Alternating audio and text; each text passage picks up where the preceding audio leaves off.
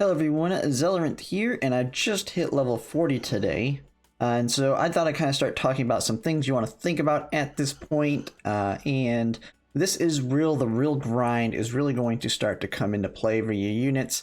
I know it's already kind of slowed down for pretty much everybody at level 35, but this is the point where you're going to start really seeing your resource issues. I know we had some initial ones in the beginning at level 35, so it's getting tough to actually level up your stuff. But once you get to 40, it becomes the real making choices on who do you want to move up and level.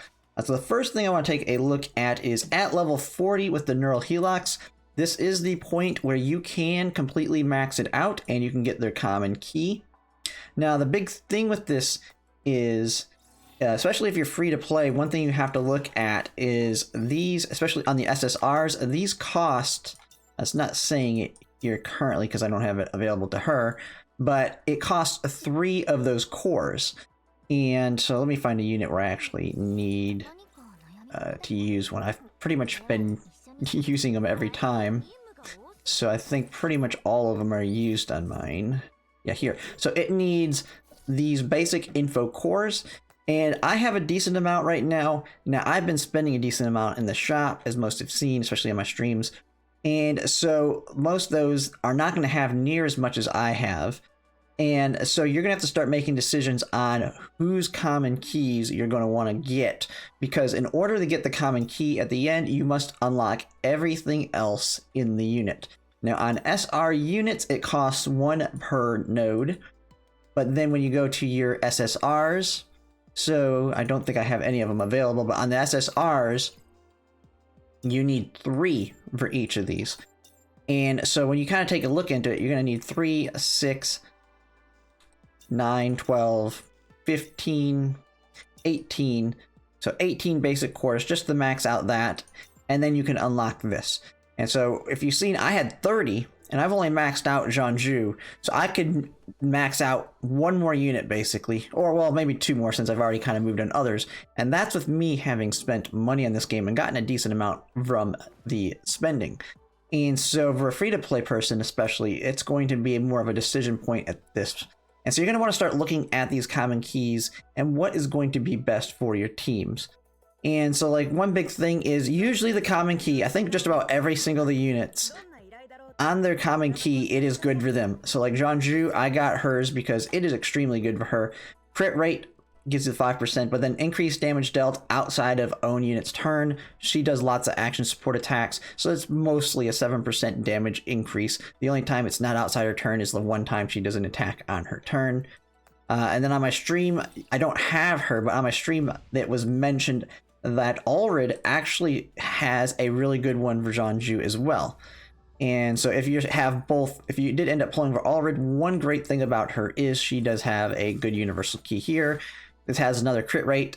If the target's HP is not full, increased damage by 7%. Jeonju always attacks after another unit, so the other unit's almost certainly taking them down from not being full HP. So this one will be triggering all the time for her. So this is what you're going to have to start looking into, because you're not going to be able to just start maxing these out for a long time.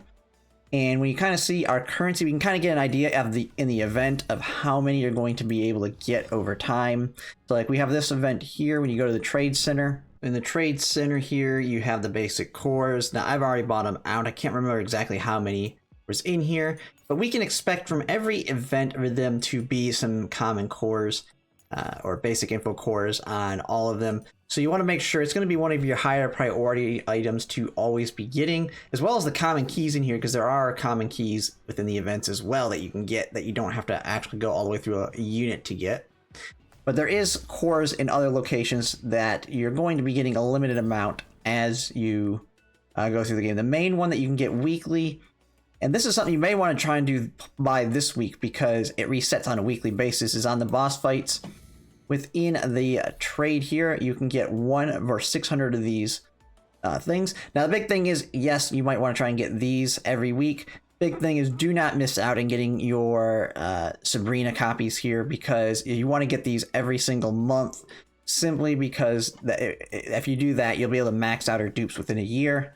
But I think these would be the second most important here. So you get her, get your core, then get the pulls. I'd actually say the pulls are a little bit less important, especially since they're standard pulls, than making sure you get the core. Now, if you've been doing this game regularly, you should be able to buy out all these things before the end of the month.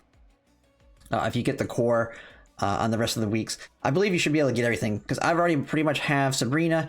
I can get that one next week if I don't have enough by then, because I won't, because I want to get the core before it resets.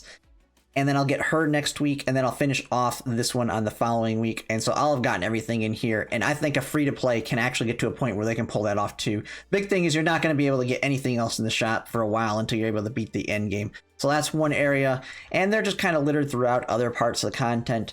But just know that they are very limited, so you want to be very conservative how you spend those cores.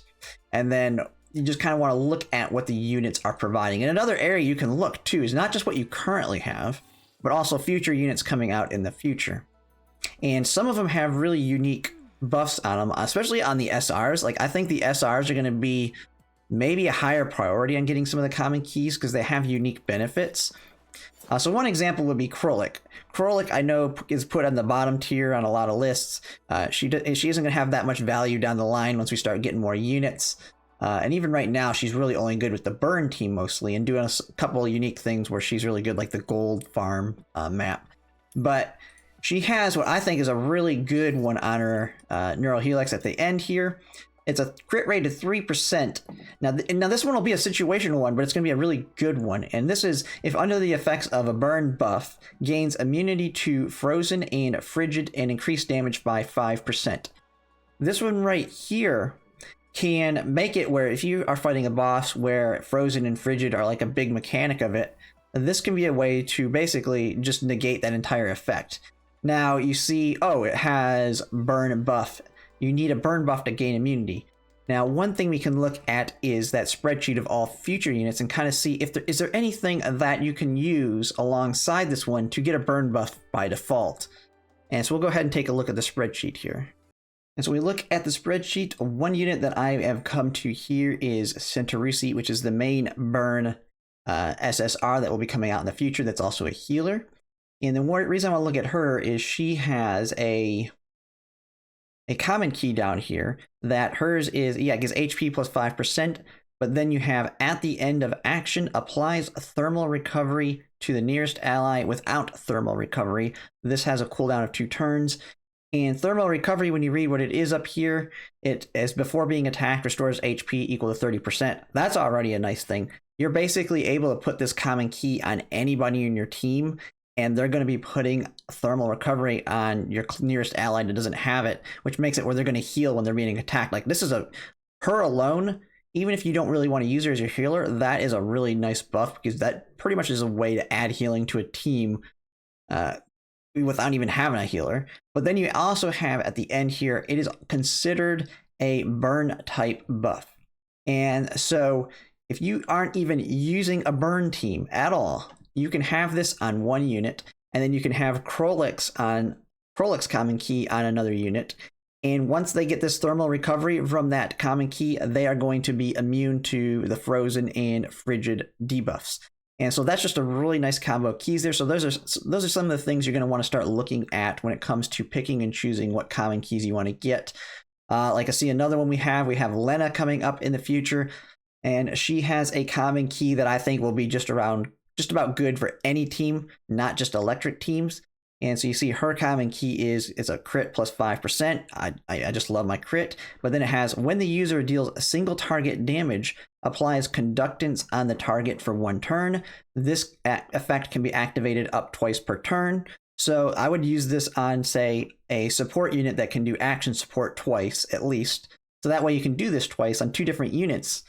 And what conductance is when the holder receives damage, this effect is converted to paralyze. This effect is considered an electric type debuff. The big thing here is conductance makes it so that you can paralyze units. And so just having this common key, you can have a unit setting up your team to paralyze or CC another unit even without having an electric unit at all. And so that's just a couple examples. There's quite a few other ones in here. I believe you have I think on her, if they have, you can get some movement speeds. This one is yeah, at the start of turn, increases crit damage next attack. So there's a lot of random stuff in here that you can kind of look for when planning future units, because you may want to get a unit just for the common key to build up your main team. There are some that are just that good.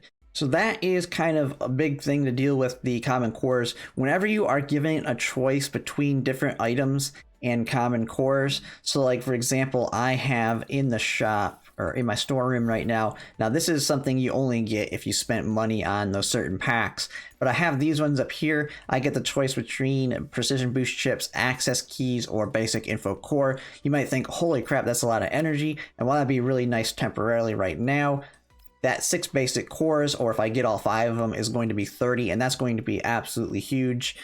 So there are places where you will have a choice on what you want to get. And if cores are an option, they're in 90% of the time going to be the most important, just because of how valuable those common keys are. And that pretty much covers it. Now, for future units, when I kind of go over, I'm going to try and kind of incorporate some of the common keys you want to plan around for them, because some of them may not be as obvious. The big one being, like right now, is Jeanju. She benefits really a lot from Allred's common key. Now, Allred is not a unit that I'm going to use. Like, if I were to get her, she's probably not going to get really any use, especially once we get some more units. So even though I really like her common key, it's not worth it for me, at least at this point. When I start getting my teams fully together, it may be a min-max thing in the future, or I pull her simply so that I can get her common key for Jeanju. But we never know. There could be better ones that I can get for her down the line, or ones that are at least decent enough replacements that I don't need to worry about getting Allred's common key for Jeanju. But yeah, that's pretty much it. If you like my content, if you could like, comment, or subscribe, it really helps. And thanks for watching.